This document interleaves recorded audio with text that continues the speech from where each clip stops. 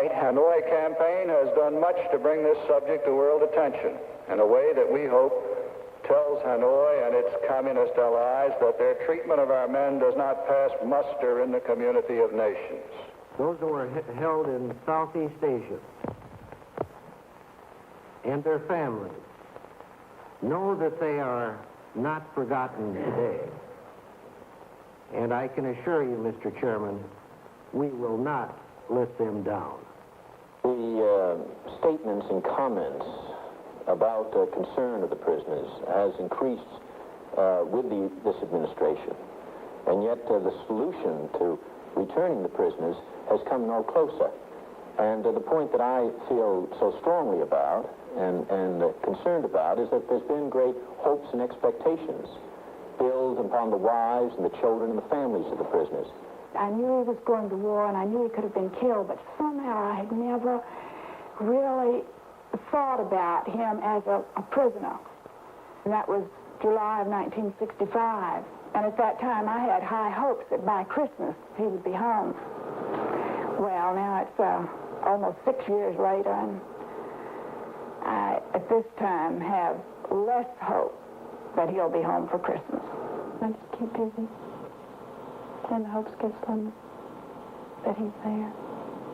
The anguish and suffering of the prisoners' families, the conduct of the campaign of concern, the controversy over the POWs as an issue, and the prospects for release of the men in the camps. These are the subjects of our broadcast tonight. This is the second of two CBS reports. The POWs, Pawns of War, with CBS News correspondent Walter Cronkite. Good evening. Last Tuesday night, in the first of these two CBS reports, we looked at the American prisoners of war as human victims of the cruel and continuing war in Indochina. Tonight, we will examine the massive public campaigns to get the prisoners better treatment and to get them out. Some 25 months ago, President Nixon decided to make an international issue of the Americans held by the enemy in Indochina, reversing President Johnson's policy of quiet diplomacy to try to free them. Until early this month, the president placed ever-increasing emphasis on the POWs. Over and over again, he has said he would not pull all troops out of Indochina until the prisoners are freed. But Mr. Nixon also has said he would not leave until the Saigon regime has a reasonable chance to survive. Now, the war critics in Congress have seized upon the POW issue themselves and have turned the administration's argument around. Set a withdrawal date, they say, with the only condition being the other side's agreement to free the prisoners. And they are now hitting the prisoner issue hard. Hanoi, too, recognizes the emotional impact of the POWs. Just last week in Paris, Le Duc Tho, a member of the North Vietnamese Politburo, said it is the desire of the Vietnamese people to see all the captured soldiers return home as soon as possible. Nevertheless, on that same day, Hanoi repeated its refusal even to discuss releasing the prisoners until after a withdrawal deadline is set. If nothing else, the public campaign has taken advantage of North Vietnam's sensitivity to world opinion about how it treats the captives. This sensitivity became apparent at the end of 1968, even before the public campaign began, when Hanoi abruptly changed the image it wanted the world to see, a movement away from the harsh line which had dominated its propaganda. Mayo is just one example of that change. The receipt of Mayo was made a propaganda ceremony by North Vietnam, as in this 1968 Christmas film approved by Hanoi. The intended image, compassionate captor, but the compassion was questionable. This letter to a Navy lieutenant commander had been mailed 9 months earlier by his wife. Lieutenant Commander Richard Stratton of Hanford, California, and Lieutenant Commander Hugh Stafford of Cambridge, Maryland. This was the first film of American POWs receiving mail, a reflection of Hanoi's changed public attitude toward the prisoners, and many of the letters contained snapshots. Stratton's wife, Alice, enclosed a photograph of their 3 boys, the youngest of whom doesn't remember his father. A few words bridging a distance halfway around the world. Major Roger Ingleson of Sanford, Maine. Even the presence of the camera and the certain knowledge that he, in this moment, are being used for propaganda could not mask his reaction to a letter from home.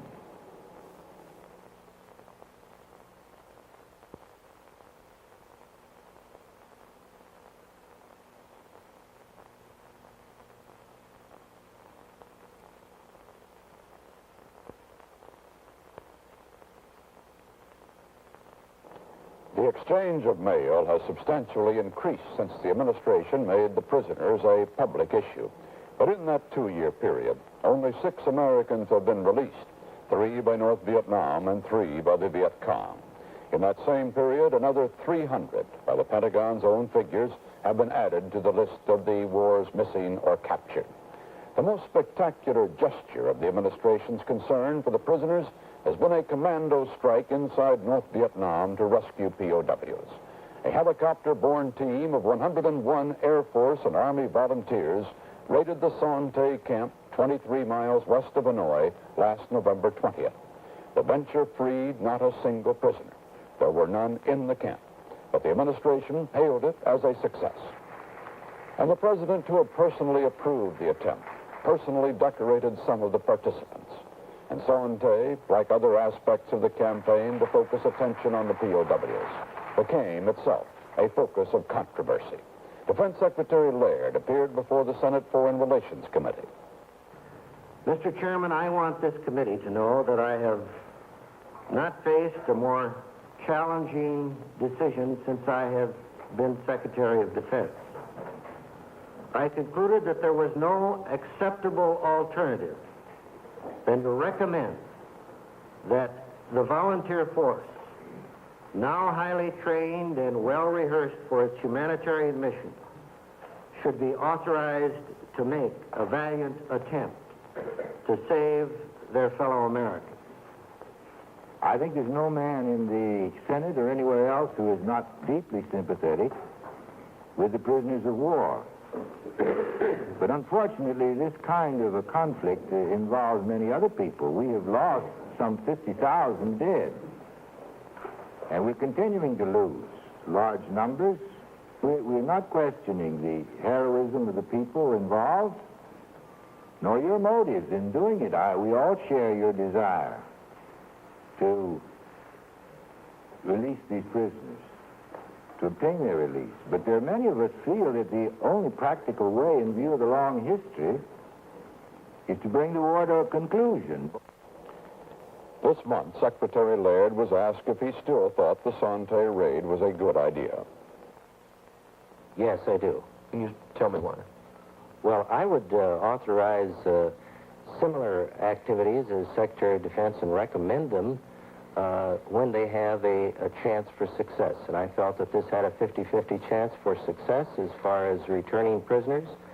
And any search and rescue missions that have that degree of success available, and I believe that the men that are involved can be returned safely and return home, I certainly would recommend it. I am concerned about the plight of these prisoners of war.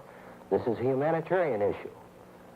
The intelligence reports, which came out with congressional investigation, showed that our military knew that there weren't any prisoners in there 18 hours before the raid. So for what purposes were the raid taken? To try, I think, to build up a greater sense of hope and expectation among a lot of Americans, particularly the families of the prisoner of war. That was a sham. David Culhane made a sampling of the prisoners' families. He found that they looked back on Son Tay with reservations. For Son Tay, well, it boosts our morale a little bit to think at least, they do care. They really do care. And if they'd gotten prisoners out, it would have been an entirely different situation. My first reaction was, thank God they've finally done something. My second reaction was, what a horrible thought that they must resort to attempting this. I thought it was dreadful to send men in on a on a cause that was lost before it even began. There were no prisoners there. It frightened me because I would hate to think that this is how we must get our men out of the camps. I hope we can find a better way. I just can't believe that they could, had the men been there, that they would have gotten many of them out alive. It proved one thing to me, that we're pretty desperate as to how we're going to get those men out if we would attempt such a mission. I think the men who went in on the mission were marvelously brave, and I'm certainly grateful to them for risking their lives. But I hope that we will not attempt another such rescue. Some of the campaign of concern for the POWs, here and abroad, has been organized and orchestrated by the administration. Some has been spontaneous and local. The latest activity, undertaken with White House backing, is a $25 million global print and TV ad campaign to start next month. It is sponsored and underwritten by the Advertising Council, the ad industry's organization for public service causes. However, it has drawn some opposition within the industry as being politically motivated. Frederick Pappert, the head of one major agency, has made public letters of protest against the campaign, saying no one thinks the prisoners themselves would gain anything from it. The ad campaign is just one outgrowth of the president's major policy shift on the POWs, the May 1969 decision to, quote, go public on the issue. The widening campaign of concern for the prisoners has taken many forms in the past 2 years.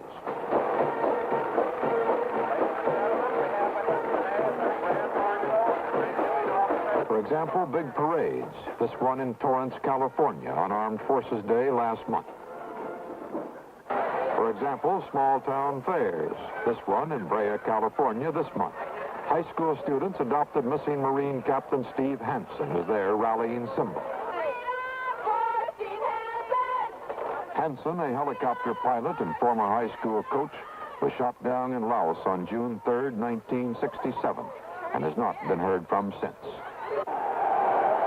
The halftime ceremonies of last season's Army-Navy football game became a platform for a POW appeal by Joan Vincent, who heads the leading group of families of the prisoners and missing men. She was accompanied by Admiral Thomas Moorer, chairman of the Joint Chiefs of Staff, and heroes of the Sante prison raid, which took place just a week earlier. Since William Howard Taft in 1910, presidents of the United States traditionally have thrown out the first ball of the baseball season, but there have been exceptions. One this year when President Nixon sent a substitute, announced by the Secretary of Defense. For 4 long years, Sergeant Fitzer was a prisoner of the Viet Cong in South Vietnam. As he performs this American ritual of throwing out the first ball, he does so as a reminder that there are still a great many men in uniform, some 1,600 of them who have not seen a ball game in a long time.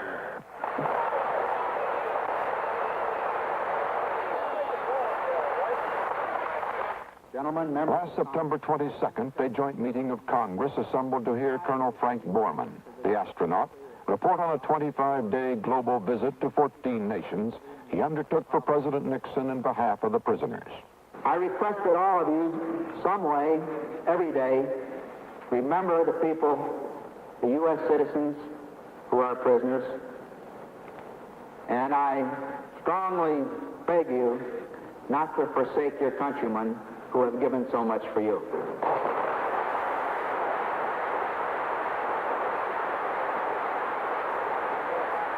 If Congress passes a resolution to have all men withdrawn by the end of the year, then we've lost the last concession that we have available to utilize for those men. Lieutenant Robert Frischman, one of the POWs released by Hanoi, now president of Concern for Prisoners of War Incorporated. Still on active Navy duty, He campaigns in uniform for the captives and on behalf of U.S.-Vietnam policy. This was a dinner for POWs in Los Angeles this month. Another speaker was Governor Ronald Reagan. We're not given to bellicose saber-rattling or unnecessary belligerence. But the savage captors of our young men must be made to know that each one of those men is particularly precious to all of us, that there will be no peace until they are restored to their families. The President has said as much. It is now up to the rest of us to make it unmistakably clear to the enemy that he spoke what is in the heart of each one of us, and make it plain to the enemy that if the price for peace is even one young American, that price we will not pay.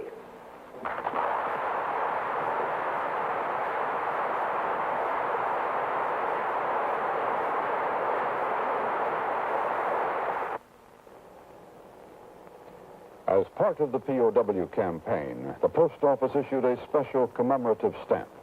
Perhaps fitting, for the biggest activity in behalf of the prisoners has been letter writing. Hundreds of groups like these school children have participated in Right Hanoi campaigns. Millions of letters have been written. One such campaign is being run now by the Reader's Digest. The magazine announced it last month with this newspaper advertisement across the country. Bob Schieffer asked Editor-in-Chief Hobart Lewis about the response. We're getting a tremendous response from the American public. And we are publishing an article in our international editions next month, and we hope the same response will come from the world. What are you advising people to do? We're asking people to write directly to the North Vietnamese embassy or to the president of North Vietnam in Hanoi, urging them to treat the American prisoners humanely. And we hope very much that by putting pressure, volume of mail, putting pressure on the president of North Vietnam, that there'll be some response. The American Red Cross is handling the Right Hanoi letters for the Reader's Digest as it has for other organizations. Critics have called this activity political, but the Red Cross calls it humanitarian and defends it as a legitimate public relations effort to aid the prisoners. Bob Schieffer talked with Red Cross Senior Vice President Ramon Eaton about the effect of the letters.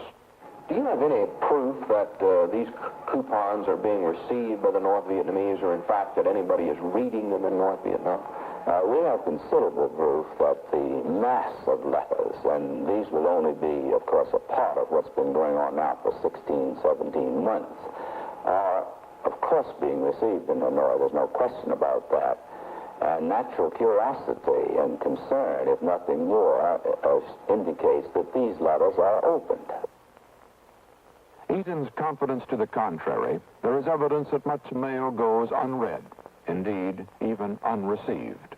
The Hanoi delegation in Paris regularly refuses to accept it, and the letters are turned away, ultimately to wind up in a warehouse basement, rented by a California POW organization as a dead letter office. Now, according to CBS News correspondent Peter Kalischer, who looked into the situation, the letters arrive in bulk packages addressed directly to the warehouse, there to join the tons more already gathering dust. It isn't only mail that comes to Paris for the POWs. The most publicized and intensive individual effort in their behalf has been that of Ross Perot and his United We Stand organization. The Texas computer billionaire has made the POWs his personal crusade and spent $3 million on it. On chartered jetliners, Perot has taken prisoner families and journalists on 3 trips abroad. How long have you been staying? Failing to get permission to visit POW camps in North Vietnam, Perot visited POW camps in the South to demonstrate that they were open and the prisoners well cared for. The camps were open to Perot, but they have not been to CBS News, which has been requesting permission to enter for the last 3 months. From South Vietnam, Perot went to Vientiane, to the North Vietnamese embassy in Laos, only to be turned away at the door. We did not see the Charge d'Affaires, as has been the custom in our prior meetings here. We told the North Vietnamese to bet with us to deliver our message to the Charge d'Affaires, and we had information on approximately 8,000 North Vietnamese regular troops that we knew he would be vitally interested in. But we had about about 2 hours of film that would show the North Vietnamese firsthand how these men are being treated. Perot's crusade also reached directly into the capital of the United States. A Perot POW exhibit designed to represent the captive's plight. I asked Perot what he thought he had achieved. My objective has been to gain the release of the men. I've not yet achieved that objective. So as I mention these other things, let me say I never lost sight of what I started to do, and I haven't done that. Measuring along the way, though, signs of progress that indicate that the North Vietnamese do, in fact, respond to pressure. Let's look at what's happened. In January 1970, the North Vietnamese took the keys away from the guards. Most prison brutality stopped within days after the American people first focused their attention on these men. In January 1970, and since that time, the food and the medical treatment given to prisoners has improved dramatically. 80% of the mail that's come out of the prison camps has come out since the American people got involved. Morale in the camps was terrible in 1967, 1968. Now, morale in the camps is much better because these men know that the wives that the North Vietnamese tell them repeatedly have forgotten them, have not forgotten them, but instead have gone all over the world in efforts to gain their release. The wives' travels to gain their release included this trip last month to Switzerland. A delegation of 173 POW relatives went to Geneva, where 43 countries were represented at an International Red Cross meeting on the Geneva Conventions. Peter Kalischer asked them their purpose.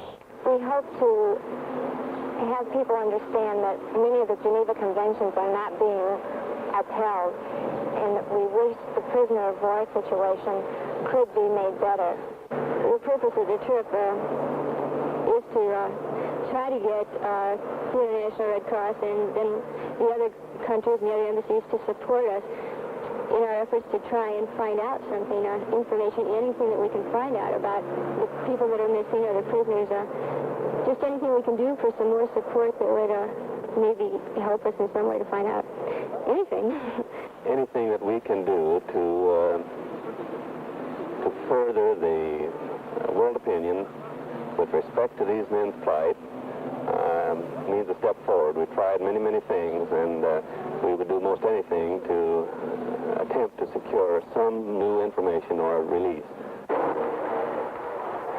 Doing most anything included standing outside the site of the peace talks in Paris, where the prisoner issue was on the agenda for the 114th session. Hanoi's delegate Xuan Thuy arrived, but the presence of the families accomplished little.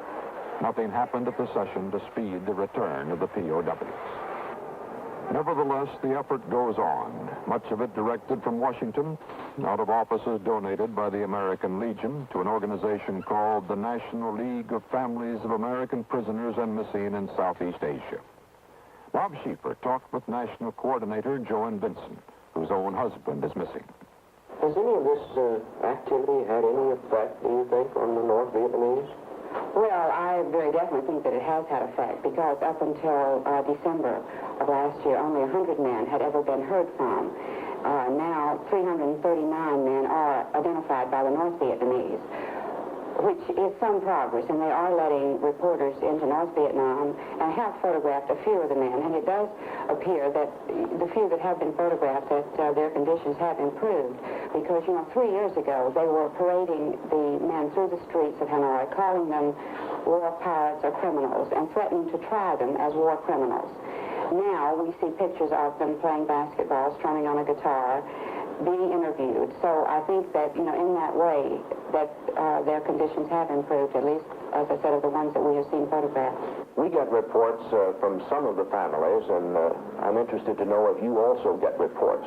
But some of them are becoming disillusioned because both sides seem to be using the prisoners as political pawns. Do you, in fact, get reports like that? Yes. The families are very upset. They, feel that they have been true and loyal through these many years, and that the men have been, and it has been, 7 years for some men to have been prisoners, and for their families, to have lived all this period of time. They are extremely upset, and they just wonder how much longer the men can survive. aggravated the president, frankly, a number of times, that there's a change in attitude among the families of prisoners of war and missing in action. Senator Robert Dole, Republican National Chairman, is sometimes a spokesman for, always a supporter